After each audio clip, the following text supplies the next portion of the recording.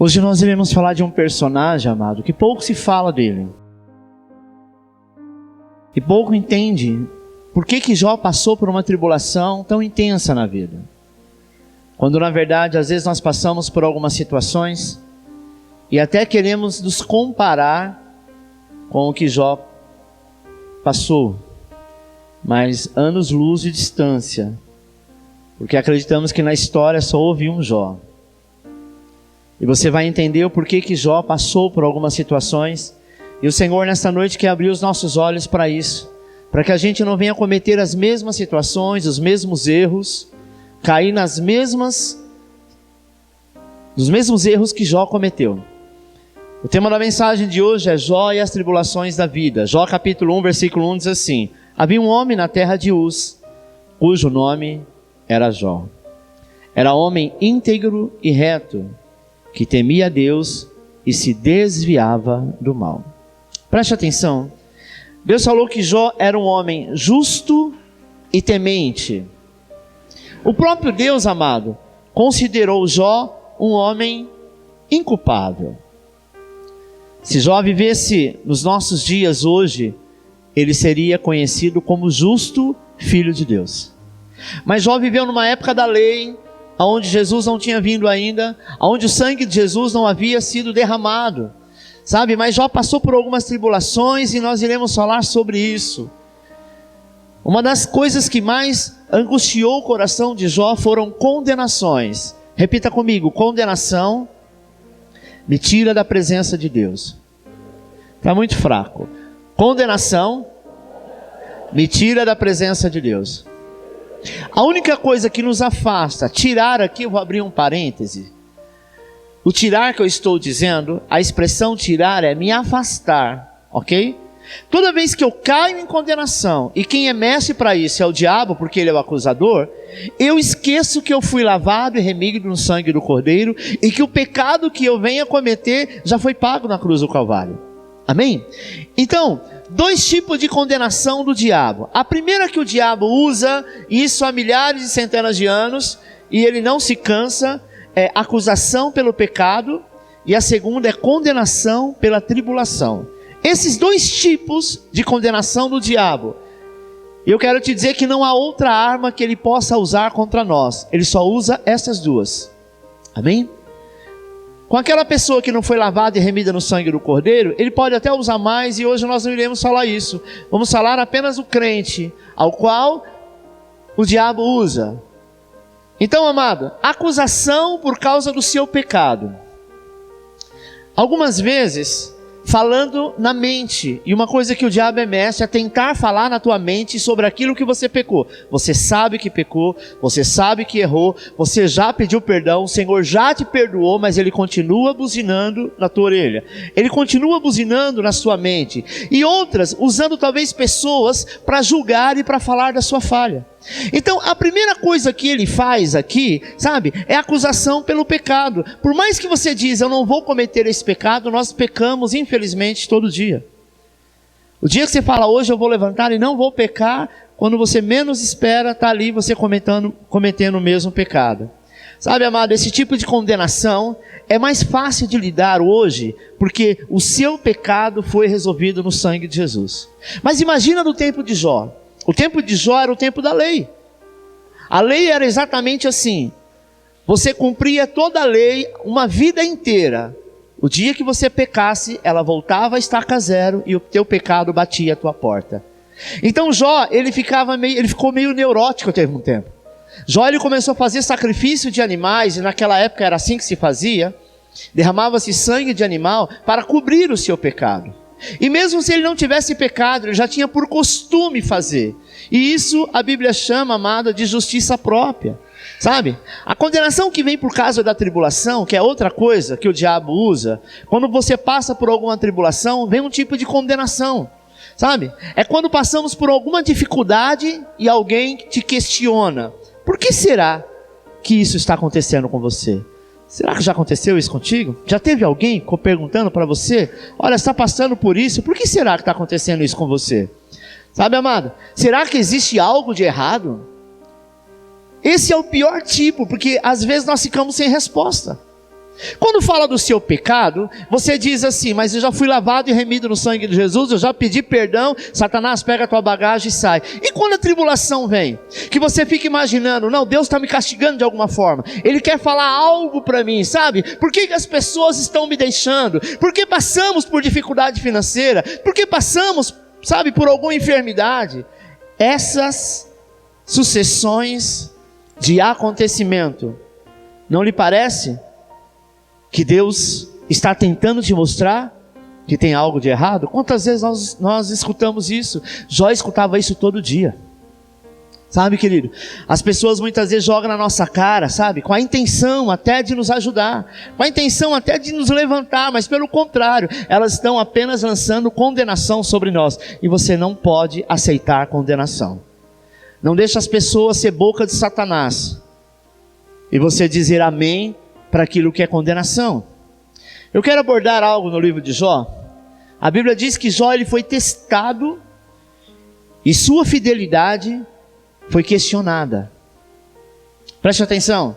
Será que vamos honrar a Deus no meio da adversidade? Toda vez que vem uma adversidade, a gente enfraquece. Toda vez que vem uma adversidade, nós ficamos tristes. Toda vez que vem uma adversidade, nós perguntamos, aonde estamos errando? Você está careca de saber que o que acontece com você não é por você. Aquilo que você é abençoado, aquilo que você conquista não tem nada a ver com você, tem tudo a ver com Ele. É Ele quem faz. Infelizmente, amado, muitos deixam que a circunstância define o amor de Deus por você. Então quer dizer, se eu estou passando um tempo de tribulação, se eu fiquei doente, se eu peguei Covid, eu tive um câncer ou coisa parecida, em algum momento Deus está me castigando. A maioria das pessoas, principalmente o novo convertido que não entendeu a graça, não entendeu o amor do Senhor, ele acha que sim. Ele acha que ele precisa fazer alguma coisa. Romanos 5 diz que Deus prova o seu próprio amor para conosco, sabe aonde? Na cruz. Porque o que Ele fez na cruz, Ele mostrou que Ele te ama. Ele levou sobre Ele toda a condenação, toda a maldição, toda a mentira do diabo sobre a tua vida. O Senhor já levou sobre si. E nós sempre paramos nesse ponto. Por isso que Satanás ele usa esses dois tópicos. Sabe, amado? Deus não tem que provar mais nada, nem para mim, nem para você. Porém, haverá circunstâncias tão difíceis que possamos passar na vida e que nós devemos lembrar apenas uma coisa: o quanto você é amado. É nessas horas que nós levantaremos em fé, iremos declarar que o nosso Redentor está vivo. Aquele que te redimiu, Ele nunca te abandonou. Ele não te abandonou quando você era do mundo. Ele não te abandonou quando você fazia coisas erradas, quando você fazia coisas abomináveis a Ele. Agora que você é filho e filho amado, Ele vai te abandonar? Não tem sentido. Não tem sentido. Pastor, mas você não sabe por onde eu ando, você não sabe o que eu tenho feito e nem quero saber. Uma coisa que eu preciso saber é que tu és amado do Pai. E aquilo que você fizer, haverá consequência disso. Mas a consequência do amor dele é imutável, é inabalável. Ele continua te amando e te perdoando. O maior problema de Jó é que Jó era fiel ao Senhor, mas ele não confiava, porque ele achava que ele precisava fazer alguma coisa para que Deus então o abençoasse, sabe? Ele nunca permitiu no seu coração, no seu entendimento, acreditar tão somente que tudo que ele tinha e tudo que ele vivia, Deus deu para ele, independente do sacrifício que ele fazia. Jó vivia com medo, porque ele se sentia desqualificado diante de Deus. Quantas vezes na sua oração você se sente desqualificado? Você acha assim, Senhor, eu estou orando, mas vê aí, se realmente eu merecer, ninguém merece. Mas Ele te amou primeiro e Ele diz que vai te abençoar. Ele prometeu na sua vida, meu irmão. Às vezes nós temos, sabe, a pachorra de olhar para alguém testemunhando, e às vezes nós questionamos um egoísmo individual de cada um. Talvez se olha alguém testemunhando e fala, caramba, eu estou tanto tempo na igreja, eu estou tanto tempo orando por esta causa, esse daí entrou ontem, aceitou Jesus a semana passada, já está testemunhando uma bênção como essa que há anos eu estou aguardando. Sabe, às vezes nós somos egoístas em pensar assim. Por quê? Porque nós nos sentimos desqualificados, e toda vez que você se sentir menor e desqualificado, é essa situação que você vai viver. Por que que Deus permitiu que Jó passasse por isso? Para Jó ver, amado, que não eram os amigos que ele tinha, para Jó ver que não era a situação da qual ele fazia. Ele pensava que possivelmente um dos seus filhos viesse pecar, ele ia e sacrificava. Jó capítulo 1, versículo 5 diz assim: sucedia que, tendo decorrido o turno de dias de seus banquetes, enviava a Jó e o santificava. E levantando-se de madrugada, oferecia holocaustos, segundo o número de todos eles. Pois dizia Jó, olha que interessante que ele dizia: talvez, meus filhos tenham pecado e blasfemado de Deus no seu coração. Assim o fazia Jó continuamente.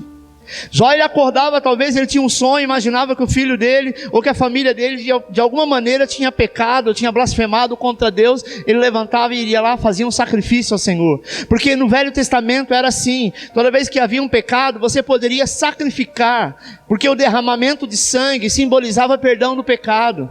Sabe, infelizmente Jó viveu naquela época, porque se Jó vivesse nos dias de hoje, ele iria entender que o sangue de Jesus, o único sacrifício, uma única vez na vida, é suficiente para pagar todo o pecado e nos abençoar com toda sorte de bênção. Sabe, querido, ele vivia com medo da condenação e do castigo. A maioria das pessoas tem isso, tem medo de ir para o inferno.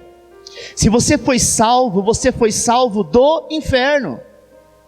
Uma vez que você aceitou Jesus e você é salvo, salvo do quê? Salvo da condenação eterna. Quem é a condenação eterna? O inferno. Então você pode dizer, eu sou salvo. Você pode ir para qualquer lugar, desculpa a expressão que eu vou usar, menos para o inferno.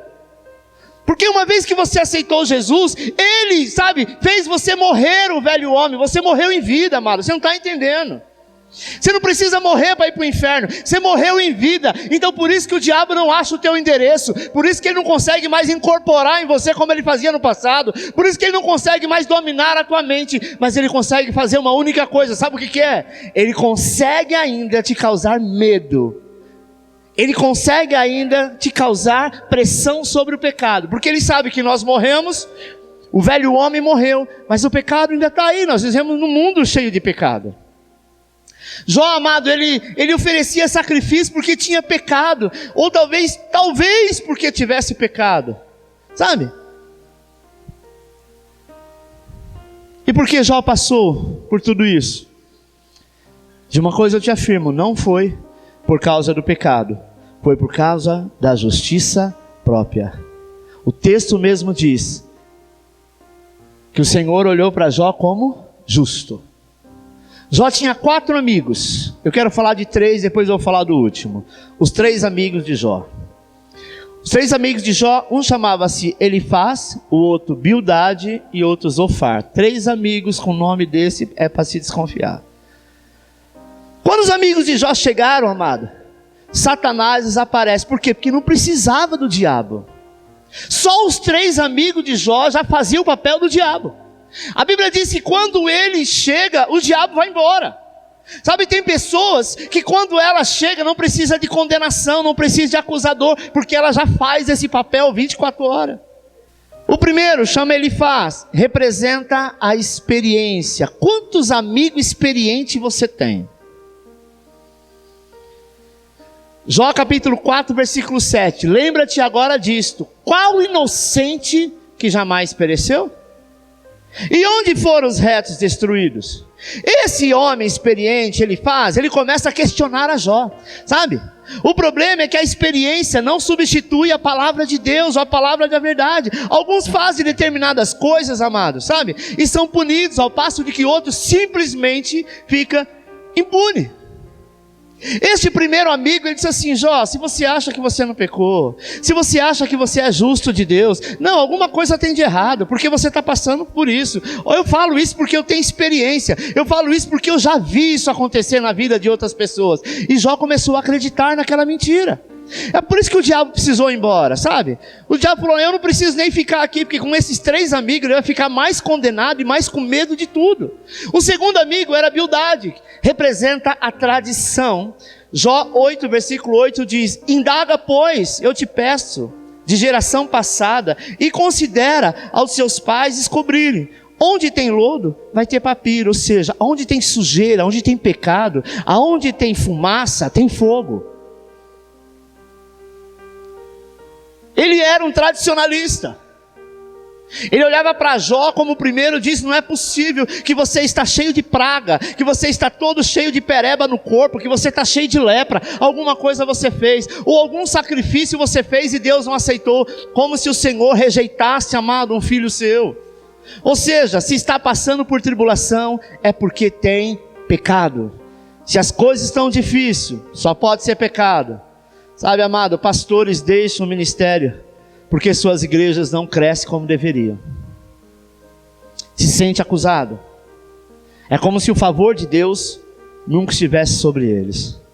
Líderes param de liderar porque não multiplica, e por isso pensam que Deus está te reprovando. Você foi dirigir o culto que você separou 6 meses, sabe? Nossa, nesse dia vai ser o culto de homens, eu já orei, eu já jejuei, eu fiquei 24 horas sem comer, 48, 72, eu sei que o culto vai ser uma bênção, e de repente acontece alguma coisa. A primeira coisa que o diabo fala na mente do líder é: tá vendo? O que você fez não foi o bastante.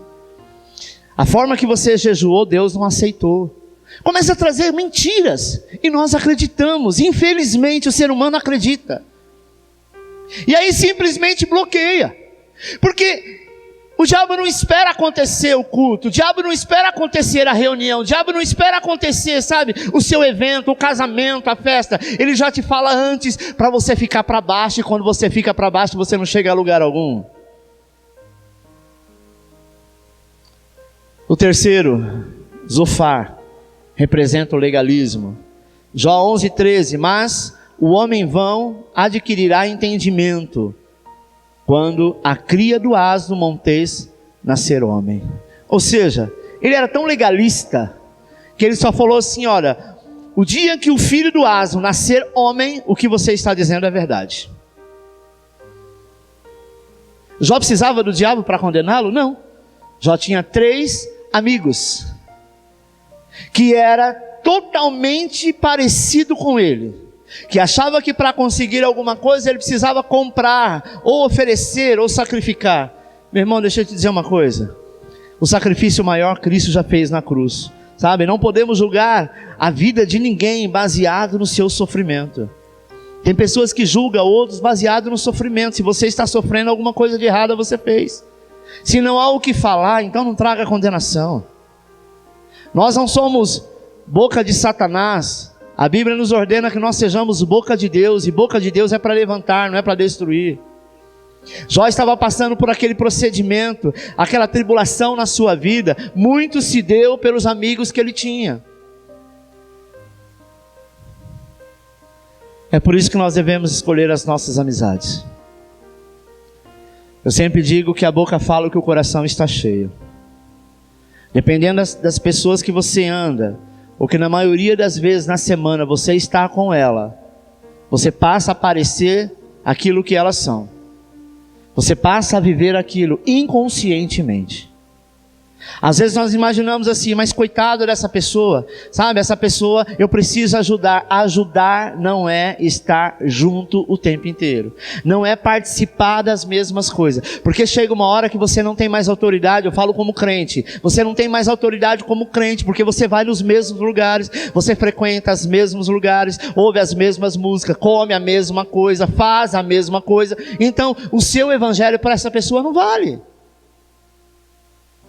E aí você não tem força, porque essa pessoa traz Satanás junto com ela, sabe? Igual os 3 amigos de Jó, para te condenar, para te julgar. E quando você passa por alguma situação, esse amigo ou amiga você não pode desabafar, porque ele vai dizer: só pode ser pecado, você diz que é tão santo. Você está entendendo, amado? Deus nos separou muitas vezes para andar só. Quando você tiver que andar com alguém que precisa do amor de Deus, você tem que ir como sacerdote, mas nunca se alinha, nunca seja do mesmo nível, nunca anda de igual para igual. Sabe por quê? A não ser quando essa pessoa já tem um coração voltado para Deus e você está ganhando. Aí então você vai discipular, e discipular é corrigir, e discipular não é fazer a mesma coisa que aquele faz. Jó por muitas vezes fez isso com seus amigos. Porque os seus amigos era basicamente aquilo que ele era. Ele era tão temente a Deus, mas ele tinha medo de Deus. E Deus não está procurando pessoas que tenham medo dele. Deus está procurando pessoas que o adorem em espírito e em verdade, e tenha nele a confiança total como um primeiro amigo.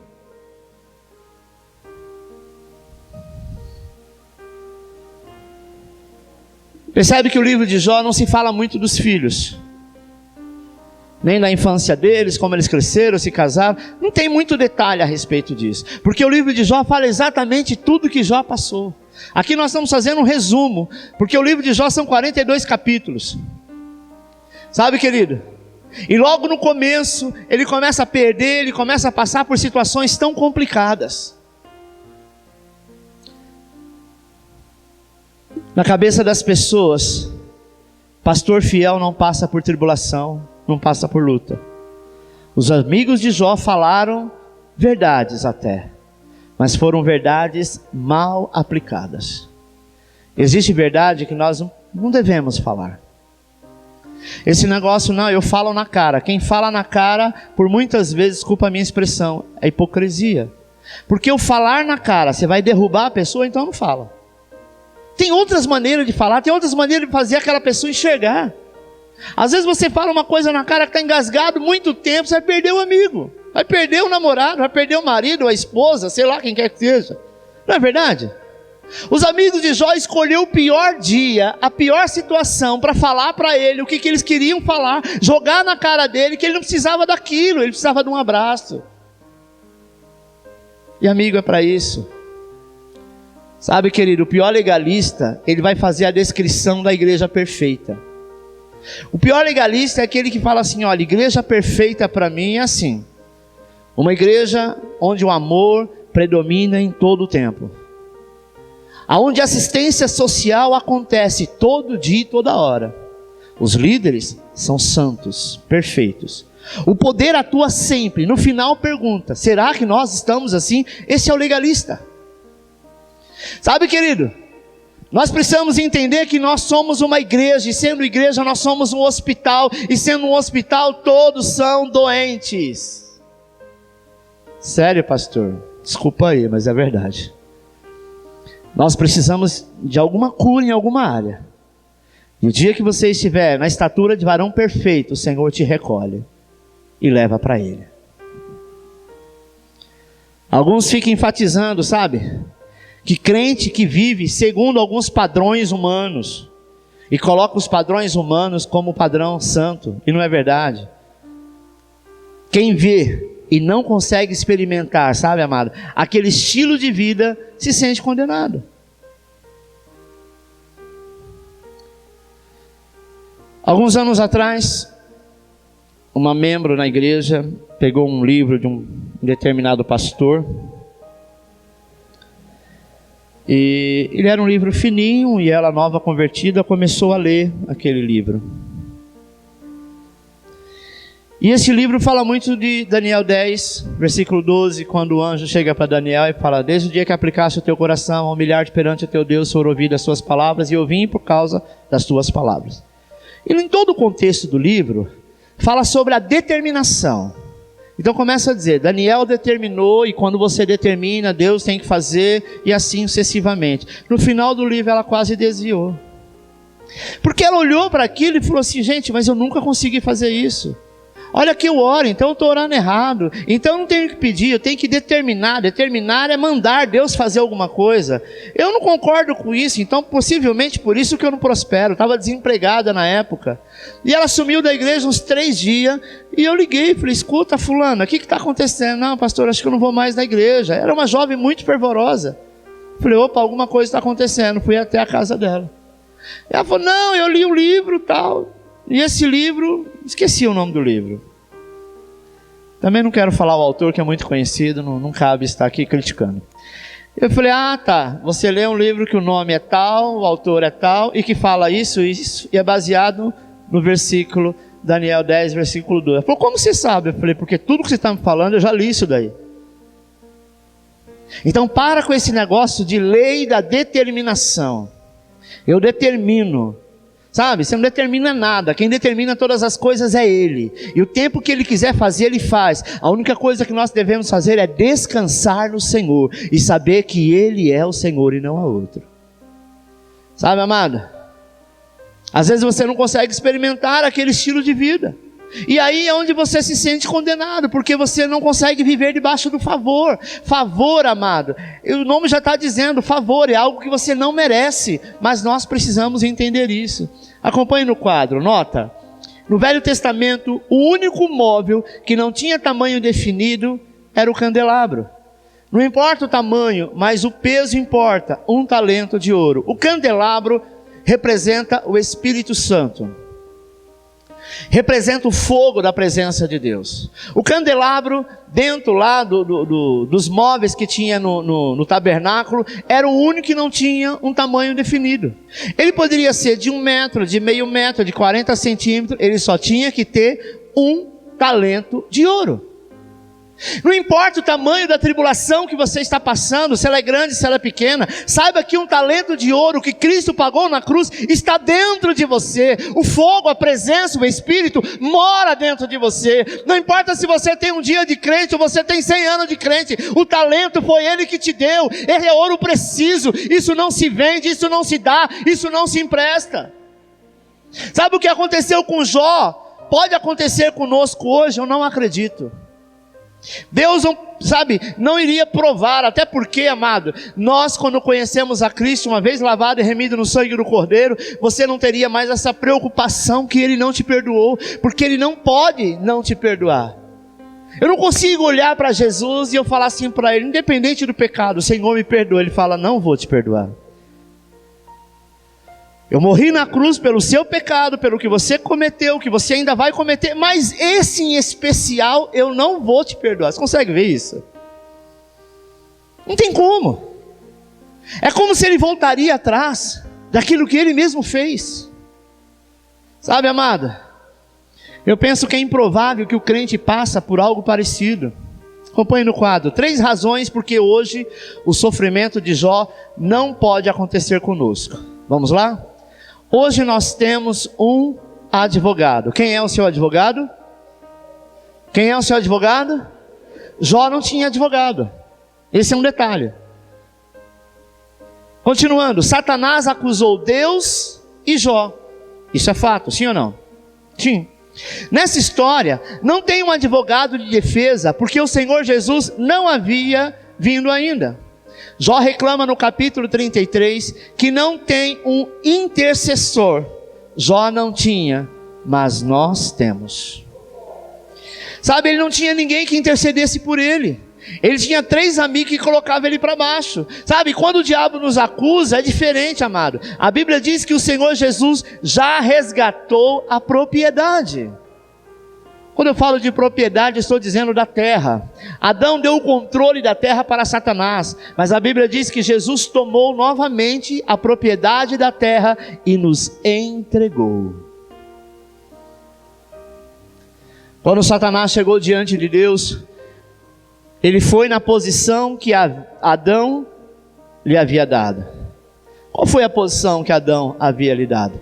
Adão desobedeceu, mentiu para Adão e Eva, eles comem do fruto, descobrem o bem e o mal. Não tinha mais o que fazer.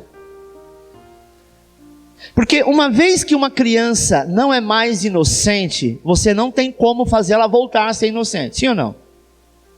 Adão e Eva, eles tinham um tesouro muito grande, que era a inocência. Eles ficavam nus entre eles. Eles não tinham vergonha de nada. Eles viviam num mundo de alegria, como criança, sabe? Criança, às vezes você passa assim pelas avenidas, você vê aquelas famílias debaixo da ponte, e aquele monte de criança numa alegria, todas brincando, sabe, descalço, só com short, talvez até tudo sujo, mas para ele está ótimo, porque isso é inocência. Você não fica preocupado com a sua volta, você não está debaixo de condenação. Sabe, o que Adão perdeu, o maior tesouro que Adão perdeu foi isso, a inocência. Sabe, querido, nós já fomos inocentes um dia.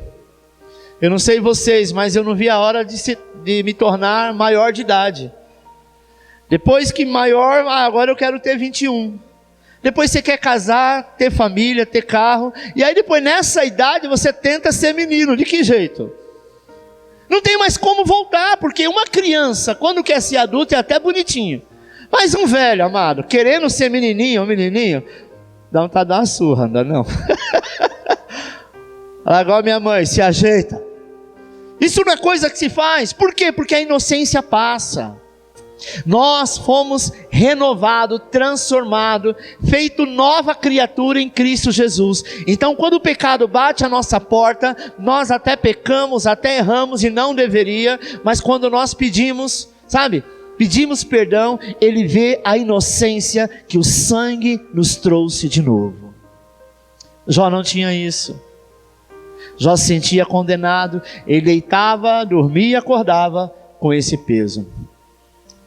Sabe, amado, na cruz do Calvário, Jesus comprou de volta toda a terra. Em Apocalipse 5, o Cordeiro tomou o livro selado de volta. E a Bíblia diz que no dia da expiação, o sumo sacerdote aspergia sangue 7 vezes e andava até chegar à arca. Esse é a parte mais importante desse sermão. Aonde o sangue toca, o maligno não pode pisar. Preste atenção. Uma vez lá na Turquia entrou uma pessoa perturbada. E eu estava no meu quarto. Não foi na Turquia, perdão. Eu morava em Diadema. Eu era recém-casado. Foi uma parente lá da minha esposa, endemoniada. Eu estava lá em cima, estava preparando o sermão. Era um sobrado. E eu não a vi, não conhecia. Eu só escutei uma voz, mas imaginei que fosse algum parente. E continuei fazendo meu sermão. Isso era um domingo. Como eu costumo fazer o sermão no mesmo dia, às vezes eu faço antes, mas normalmente eu gosto de fazer no mesmo dia. E eu fico, sabe, lendo, relendo, comendo dessa palavra o dia inteiro. Daqui a pouco eu olho para a porta do meu quarto e eu vejo um vulto passar. Falei, que é isso? Na hora quis vir um certo arrepio, um certo medo. Eu estava realmente fazendo um sermão sobre batalha espiritual. Mas na hora eu me levantei, essa pessoa já tinha ido embora. E eu perguntei para minha esposa, quem esteve aqui? Ela falou, uma tia que há muito tempo eu não conheço. Falei, quem é? Como é o nome da endemoniada? Nossa, Lê, eu falei, Satanás estava aqui agora. Ela falou, eu senti um negócio esquisito, mas eu não consegui identificar. Nessa época ela era nova convertida. Amado, eu comecei a orar, eu morava no sobrado, de cima até embaixo. Sabe por quê? Porque eu comecei a declarar, esta casa, este lugar, a minha casa, a minha família é coberta com o sangue do Cordeiro. E aonde tem o sangue, o diabo não pisa. Aonde tem o sangue, o diabo não pode pisar. No Egito, o anjo da morte não conseguiu tocar na casa, sabe, daqueles que eram servos do Senhor. Por quê? Porque logo na entrada tinha o sangue do Cordeiro. Sabe, querido, eu quero te explicar uma coisa. O diabo ele pode tentar fazer qualquer coisa. Alguém um dia me ligou e falou, pastor, tem uma macumba aqui na porta da minha casa, eu não consigo entrar porque tem um alguidar desse tamanho, com uma galinha preta, com vela, com tudo. O que eu faço? Eu falei, joga fora. Pô, mas pastor, isso é uma macumba. Eu falei, irmã, acorda, isso não te pega. A pessoa pode ter matado, em vez de uma galinha, um elefante aí, que é bem maior e gordo. Não vai ter problema nenhum, porque você não tem endereço. O seu endereço está na mão dele, está no céu. O teu nome está escrito no livro da vida. Você hoje talvez tenha firma registrada em algum cartório, porque você é uma pessoa física, mas você não é mais a pessoa que você era. Você é alguém novo. Sabe, querida? E ela meio com medo e tal, pegou aquilo, juntou tudo, jogou fora, entrou para dentro, tomou um banho, ficou um pouco assim, lembrou do que eu falei, orou. No domingo, na semana seguinte, ela foi à igreja. Eu disse, e aí? Ela falou, pastor, tirei de letra. Por quê? Porque ela sabia quem ela era. Então nós devemos nos lembrar sempre o endereço que você tinha. Talvez lá no passado alguém pegou um fio de cabelo seu, às vezes pegou uma meia, unha, alguma coisa e tentou fazer um trabalho para você, na época pegava. Agora, amado, pode pegar a peruca inteira. Não tem jeito. Maior é o que está em nós do que aquele que está no mundo. Eu já fui pai de santo e eu sabia que macumba em crente não pegava. Eu não entendia por que na época, mas eu sabia que macumba em crente não pegava. E depois que eu descobri, agora que eu glorifico mais e mais o meu Deus. Quando eu me converti, o homem que dizia ser meu pai de santo me ligou. Ele falou, ou você volta para o terreiro, ou eu vou te matar. Eu disse, pode matar, já estou morto. Ele não entendeu nada. Esse que você conheceu já morreu. Agora pode deixar, que aqueles bagulho que você chama de assentamento de santo, pode deixar que eu mesmo vou quebrar tudo aquilo. Você não pode tocar, porque se você tocar, vai acontecer isso, um monte de maldição. Eu já morava aqui, toda essas tralhas, estava na cidade onde eu morava, no interior, na cidade de Promissão. Eu lembro que eu pedi uma semana no meu trabalho e fui até lá. Cheguei lá, taquei fogo em tudo, quebrei tudo até hoje, irmãos. Eu nunca senti uma dor de cabeça. Sabe por quê? Maior é o que está em nós. O sangue de Jesus está sobre você. O problema de Jó é que Jó não tinha o sangue do cordeiro, então ele tinha sangue de animais. E sangue de animais, no Velho Testamento, se você ler, somente lá em Levítico, fala o seguinte, que o sacrifício que você fez naquele dia é pago por 24 horas. 24 horas depois o pecado volta. Então não tinha como. É por isso que Jesus precisou vir, sabe? O Pai precisou se fazer homem, se fazer filho, e aí então derramar o teu sangue precioso de alguém que não tinha pecado algum e que tinha consciência do pecado, para que uma única vez, um único sacrifício pudesse pagar todo o pecado. Aí talvez você pergunta, pastor, mas será que eu não estou passando pela luta de Jó? Você não sabe o que é a luta de Jó não, meu amado. E ainda se tivesse, quando você lembrar do sangue do cordeiro, você está livre. Acompanhe no quadro. Há 3 argumentos que desqualificam as acusações de Satanás contra nós. Vamos lá? Ele não é qualquer um. Ele é filho e tem direito de toda herança do Pai. Ele que eu estou dizendo, sou eu e você. Eu comprei, agora é meu, e ele está em aliança comigo, e tudo o que é meu, agora também é dele. Satanás não pode mais entrar na presença do Pai, porque onde está o sangue, o diabo não pode pisar. Durante sua tribulação, Jó falou, Deus deu, Deus tirou. Mas essa afirmação foi dita por Jó e não por Deus. Que segurança podemos ter se acreditarmos desse jeito? Deus deu os filhos, depois ele decidiu tirar. Deus deu o ministério, depois ele decidiu tirar. A afirmação de Jó deveria ser, Deus deu, mas o diabo tirou. Hoje em dia, nossa declaração deve ser, Deus deu e o diabo está tentando tirar, mas não tem legalidade para roubar. Se roubar, é ilegal, e Deus o fará devolver tudo o quanto foi roubado. Jó 19:6. Essa era a opinião de Jó a respeito do que havia acontecido com ele. Por que Deus faria isso? A única razão plausível para Deus fazer isso seria que Jó tivesse pecado. O problema é que Jó disse que não havia pecado. A única situação plausível de Jó merecer tudo o que ele estava passando é se ele tivesse pecado. Mas sabe qual foi o pecado de Jó? Justiça própria. Quantos aqui sabem o que é justiça própria? Levante a mão. Poucas pessoas. Eu vou tentar te explicar em poucas palavras. O que é justiça própria? É você tentar fazer justiça com as próprias mãos. Em que sentido? Alguém me feriu, eu vou lá e firo? Não, não é isso. Justiça própria no sentido da fé. É você achar que é o seu dízimo que prospera. Se você não dizimar, Deus não vai te prosperar. Isso é mentira. A partir do momento que você dizima, que você oferta, você vai prosperar? Vai, mas não é porque você fez, porque não é os seus 10 reais, 100 reais, 1000 reais que vai mudar a história de Deus. A partir do momento que você faz, você está cumprindo uma legalidade, e Deus te abençoa porque Ele não pode voltar a palavra dele atrás. Mas se tiver algum mês que você não conseguiu, Deus não vai trazer maldição para a tua vida, irmão. Não vai trazer o devorador, o migrador, o destruidor e o exterminador, não. Por quê? Porque Ele te ama. Ele vai te dar muito mais para que você se incomode e realmente entregue na casa dele. Isso é fato. Sabe, justiça própria é quando eu falo assim, nossa, hoje eu tive uma bênção. Chega na tua casa falando que lá na empresa, sabe, te deram um cargo a mais e você nem merecia. Aí vem na sua mente, eu já sei o que foi. Logo de manhã, eu estava passando e eu vi um cego. Ele estava com dificuldade de atravessar a rua. O que eu fiz? Eu, mais que depressa, como um bom cristão que sou, fui e ajudei ele a atravessar a rua. Deus olhou para isso e me abençoou. Só pode ser isso. Jó tinha essa atitude. Ele dizia assim: não, Deus vai ficar feliz se eu der um sacrifício para Ele, antes mesmo do meu filho pecar, porque quando meu filho pecar, eu já fiz a minha parte. Sabe esse momento que nós aprendemos a vida toda? Faça a tua parte que eu te ajudarei. Até hoje eu não encontrei esse versículo na Bíblia, porque não existe isso. Não é você fazendo a tua parte. A nossa parte nós fazemos porque nós temos conhecimento do que é certo e do que é errado, mas não para se justificar. Jó sempre tentou justificar. É como se você desse algo para Deus, e naquele dia você chegasse para Deus e cobrasse Ele: pô Senhor, eu te dei e o Senhor não me respondeu. Eu orei, eu jejuei, eu fiquei tanto tempo sem fazer, o Senhor não me respondeu. Eu fiz, agora o Senhor tem que fazer. Algumas igrejas pregam assim. Ensina que você tem que determinar. Mas a determinação não é nem por fé, é porque você tem que fazer. Porque se você fizer, Deus vai ter que fazer. Ô amado, Deus não é obrigado a nada.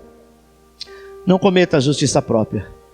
Não ache que é por causa de você que você vai ser salvo. Você vai ser salvo porque Jesus te amou e te salvou. Quarto amigo de Jó. Esse acredito que era o amigo que todos queriam ter. O quarto amigo de Jó, Eliú representa Cristo. Jó 33, 23. Se com ele, pois, houver um anjo, o intérprete, ou entre 1000, para detalhar ao homem o que lhe é justo. Jó 47. Cinge agora os teus lombos como homem. Eu te perguntarei a ti, e tu me responderás. Farás tu vão também o meu juízo? Ou me condenará para te justificares a ti? Deus fala que o problema de Jó era realmente a justiça própria. Sabe? Ele tentava se justificar. Esse amigo de Jó foi o único que falou: Jó, sabe qual é o seu problema? Não é o pecado. Sabe qual é o seu problema? Não é que você é má pessoa. Sabe qual é o seu problema? Não é que você está fazendo coisa errada, é que você tenta se justificar baseado naquilo que você faz nas suas mãos. Sabe? Hoje em dia, amado, Deus não usa condenação para ministrar em nossas vidas. Deus não tem mais prazer de trazer uma condenação para te ensinar. Ele já nos ensina por amor. E a palavra de hoje é de fé, é de vida, é de favor. A prova que Jó foi liberto da justiça própria, depois que esse amigo fala para ele, foi no capítulo 42. E como que ele se libertou? Quando ele ora pelos seus amigos. Sabe, querido, Deus repreendeu os amigos de Jó, porque falaram mal a respeito dele e a respeito de Deus. Falaram que Deus estava imputando o pecado sobre Jó. E muitas pessoas, sabe, dizem isso. Quando elas passam por algum problema difícil, elas dizem assim: ah, pastor, eu acho que eu estou passando pela provação de Jó. Não sabe o que está dizendo. Outras dizem que passam pelo espinho da carne de Paulo. Outros dizem, sabe, tem alguns também que dizem que estão sendo perseguidos apenas pelo fato de ser crente, porque o diabo está furioso com elas. Na verdade, essas são algumas justificativas para aliviarem sua consciência e acomodarem que a sua teologia de não crer no favor de Deus. Elas acham que elas não merecem. Então, quando elas passam por alguma coisa para tentar se justificar, elas se escondem atrás do espinho de Paulo, da luta de Jó, da cova de Daniel, sabe? Ou elas estão super crentes dizendo: não, eu estou na fornalha ardente, eu e meus amigos, e o quarto anjo está para chegar. Oh glória, ele sempre vai vir. É engraçado que Sadraque, Mesaque e Abednego não agiram de justiça própria. Eles falaram para o rei: nós não vamos nos dobrar a você, rei. Se quiser nos lançar na fornalha, pode lançar. Se tiver que morrer, a gente morre. Mas nós confiamos que o Filho do Homem, nós confiamos que o Filho de Deus, nós confiamos que o nosso Deus vai nos socorrer. E foram numa boa, amado. Não ficou assim um olhando para o outro e dizendo: cala a boca, quem mandou você falar isso? Agora nós vamos ser jogados na fornalha? Infeliz. O outro falou: o problema foi você que falou demais, custava dar uma dobradinha, uma baixadinha. Custava, só por um momento, a gente colocar a cabeça no chão e adorar. Ninguém está vendo, nós estamos em terras estranhas. Mas todos eles tinham um único consenso: nós só nos dobramos diante dele, e é ele que vai fazer. Isso é confiança. O problema de Jó é que ele tinha justiça própria. Deixa que eu faço, eu vou sacrificar logo, porque vai que meus filhos pecam, vai que eles amaldiçoam Deus de alguma forma. Então eu já estou aqui, já estou dando a minha oferta, aí Deus não tem nada o que falar. Isso é justiça própria. A diferença na vida de Jó aconteceu depois que ele parou de ouvir o que Deus tinha a dizer. Tudo mudou quando ele olhou para o Senhor e enxergou que o Pai era infinitamente maior do que todas as tribulações. Sabe quando você está preocupado com o que os outros vão dizer? Esse é o maior defeito que nós temos. Você se desdobra, você não dorme, você fica angustiado, você fica chateado, só para que alguém não venha falar nada. É engraçado que quem tem que falar são 3 amigos igual esse que Jó tinha. E é desses que você tem que ficar longe, amado. Amigo bom não é aquele que passa a mão na tua cabeça, é aquele que fala a verdade, mas fala em amor. É aquele que torce por você. Restituição de Jó. Jó 42:5. Ele disse: antes eu te conhecia só por ouvir falar, mas agora eu te vejo com os meus próprios olhos. Deus então, amado, restituiu Jó em dobro.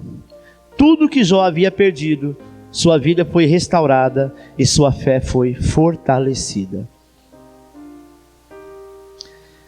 É certo que as tribulações continuarão fazendo parte da nossa vida até a volta do Senhor Jesus. Mas nós não podemos esquecer que Ele está no controle de todas as coisas. Então, meu irmão, por mais difícil que seja a situação, por mais caótica que possa parecer, confie que Deus derramará a bênção sobre a sua vida no momento certo, no momento que Ele assim quiser. Mesmo que a resposta não venha, mesmo que ela não chegue agora, no tempo certo, Deus vai revelar tudo. Já estamos terminando, acompanha no quadro.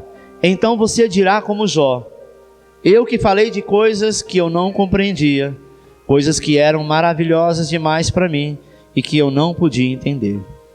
Jó não conseguia entender. Tudo que ele tinha era a favor de Deus e ele achava que era sacrifício que ele fazia. Conclusão, nós precisamos nos convencer que a verdade do Novo Testamento está sobre nós e somos amados do Pai. Sabe, temos que ter um pensamento de paz sobre você. Tenha pensamento que você é favorecido, que você é abençoado. E se ainda não estamos experimentando o melhor de Deus nessa terra, certamente não é porque exista pecado, ou porque Deus não te ame, mas é a sua consciência que está falando aos seus ouvidos todos os dias: você errou, você pecou e você não merece. Lembre-se, nós não merecemos absolutamente nada, mas Ele nos amou primeiro. Amém? Ele nos amou. Então saiba, querido, que por este amor Ele faz maravilhas acontecer. Feche os teus olhos, eu quero orar por você.